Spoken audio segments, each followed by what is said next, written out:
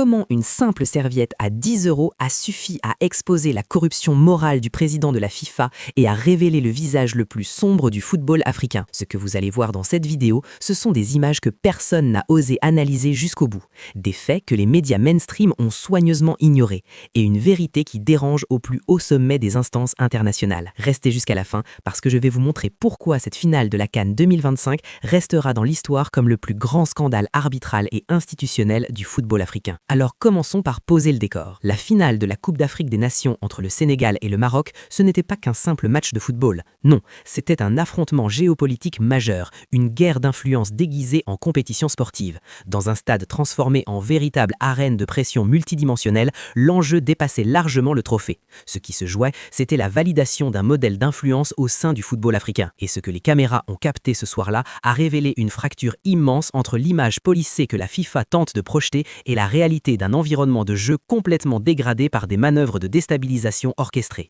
Et au centre de tout ça, il y a un homme, Gianni Infantino, le président de la FIFA en personne, celui qui est censé incarner la neutralité, l'équité, le fair play.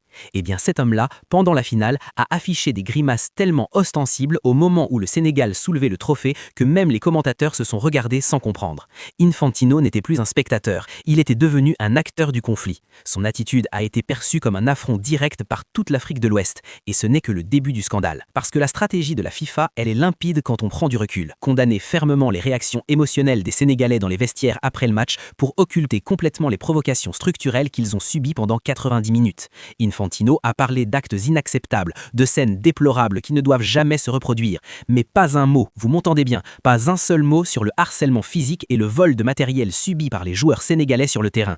Cette focalisation exclusive sur ce qui s'est passé dans les vestiaires, c'est une manœuvre pour justifier des sanctions prévisibles tout en validant implicitement l'anti-jeu du pays hôte. Et maintenant, parlons de ce que j'appelle la guerre des serviettes, parce que ce qui s'est passé sur ce terrain, ça dépasse tout ce qu'on a pu voir dans une compétition internationale. Pour ceux qui ne comprennent pas l'importance d'une serviette pour un gardien de but, laissez-moi vous expliquer. La serviette, c'est l'outil de routine du gardien. Elle sert à maintenir l'adhérence des gants, à évacuer la sueur, à garder les mains sèches pour les arrêts décisifs. La volée, c'est briser la concentration du gardien, introduire un doute psychologique, et dans certaines cultures, ça renvoie même à des croyances liées à la magie noire ou à la perte d'anti-sèche pour les pénaltys. Et ce vol, il n'était pas accidentel, il était coordonné. On l'a vu avec Stanley Nwabali, le gardien du Nigeria, lors du match précédent. Achraf Hakimi avait déjà jeté sa serviette directement à l'arbitre de touche sans que ce dernier ne réagisse. Zéro sanction, zéro réaction, une paralysie totale, voire une complicité des officiels. Et en finale, la même tactique a été déployée contre Edouard Mendy. Laissez-moi vous décrire les acteurs de cette opération. D'abord Achraf Hakimi, le capitaine du Maroc, instigateur direct, filmé en train de jeter le matériel de Mendy vers les ramasseurs pour le faire disparaître. Ensuite Ismaël Saïbari, un joueur qui avait quitté le terrain mais qui s'est comporté comme un vigile en bord de terrain, effectuant des appels et des contre-appels pour empêcher les remplaçants sénégalais de redonner le matériel à leurs gardiens. Et enfin, les ramasseurs et les stadiers, transformés en agents d'exécution de la fédération haute, participant activement au harcèlement physique et transformant leur mission de sécurité en mission de sabotage. Et c'est là que l'histoire devient vraiment choquante. Yehvan Diouf, le gardien remplaçant du Sénégal, a payé le prix fort pour sa loyauté. Les images sont là, vous pouvez les retrouver. Il a été littéralement traîné sur plusieurs mètres et coursé par 4 individus, stadiers et ramasseurs confondus, pour lui arracher le matériel de Mendy.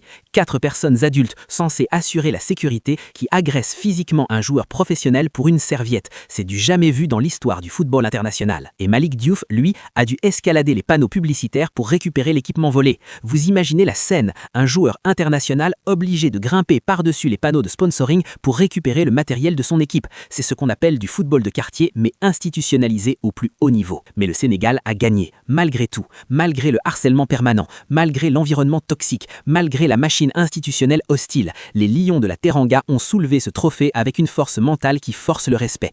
Et Malik Diouf, dans un geste devenu viral, a posté une story montrant sa médaille d'or à côté de la fameuse serviette, tournant en dérision tous les efforts désespérés du camp adverse. C'est ce que les supporters appellent désormais la justice de Dieu. Et maintenant, l'ironie suprême, le point de rupture totale entre la réalité et la narration politique de la FIFA. Devinez qui a reçu le prix de fair play de ce tournoi?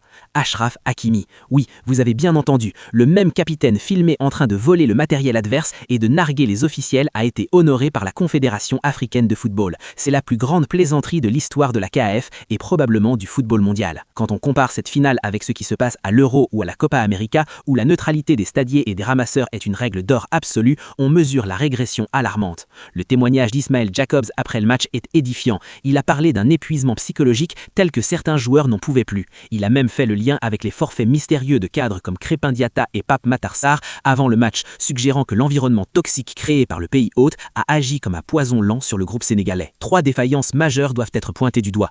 Premièrement, la passivité coupable des arbitres. Le geste de Hakimi jetant la serviette à l'arbitre de touche sans aucune sanction définit une zone de non-droit sur le terrain. Deuxièmement, l'instrumentalisation des stadiers. L'intrusion physique des agents de sécurité pour agresser Yehvan Diouf marque la fin de la notion même de sécurité neutre. Et troisièmement, le sabotage psychologique coordonné. L'utilisation de joueurs remplaçants comme Saibari pour harceler le camp adverse en plein match est une violation flagrante de tous les protocoles de la FIFA.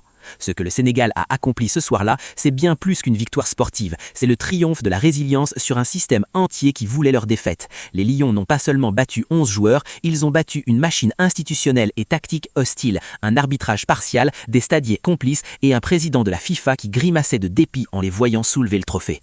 Alors maintenant, je vous pose la question. Pensez-vous sincèrement que la FIFA a encore la moindre crédibilité pour sanctionner le Sénégal après avoir récompensé les provocations d'Hakimi avec un prix de fair play? Est-ce que cette institution peut encore prétendre incarner les valeurs du sport quand son propre président affiche publiquement son parti pris? Je veux lire vos arguments dans les commentaires. Dites-moi ce que vous en pensez. Et si cette vidéo vous a ouvert les yeux sur ce qui s'est vraiment passé lors de cette finale, partagez-la massivement, parce que cette histoire mérite d'être connue. Abonnez-vous si ce n'est pas encore fait, activez la cloche pour ne rien manquer, et on se retrouve très vite pour une prochaine analyse. Allez, la paix.